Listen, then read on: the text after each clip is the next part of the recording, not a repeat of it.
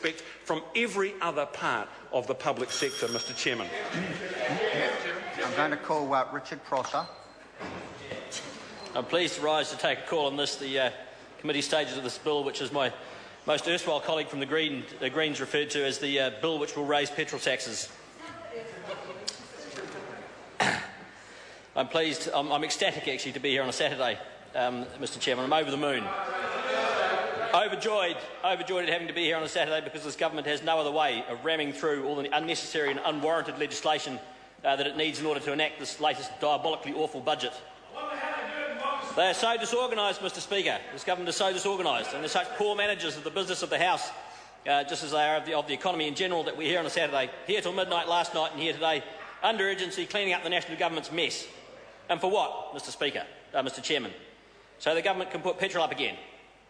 So they can bleed the motorist yet again. The poor, downtrodden, long-suffering motorist, Mr Chairman, is to be the government's economic whipping boy yet again. They've stuffed up their sums and yet again they're coming to bleed the motorist to make up for their failings. And what are we going to get for it, Mr Chairman? What is the South going to get? What are the provinces going to get? Will we get roads? Will we get new roads? Will we get better roads? Will the parts of the country that actually generate the wealth get to see any of it? Will we see new roads, better roads between our farms and our freezing works, and between our freezing works and our ports?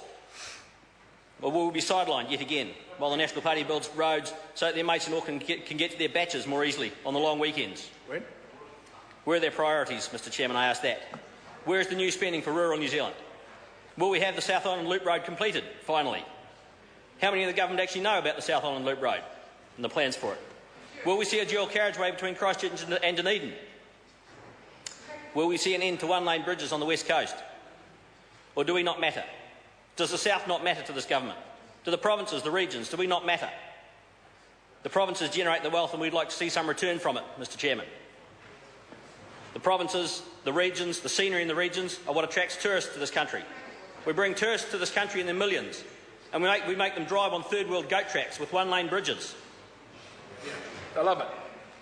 The truth, Mr Chairman, is that this tax is an excuse to cover up the loss of revenue which this government is going to experience from selling off state assets. Because this is the flip side to the mixed ownership model. We talk about 49% ownership and 51% ownership. But what we don't talk about, thank you, Mr Chair, but what we don't talk about is the revenue which government is going to lose by flicking off half of these wealth-generating assets. And this tax is an excuse, just an excuse to cover up that loss. This is a bad tax, Mr Chairman, a part of a bad budget from a bad government. Thank you. Thank you very much, Mr Chairman. Part one of the custom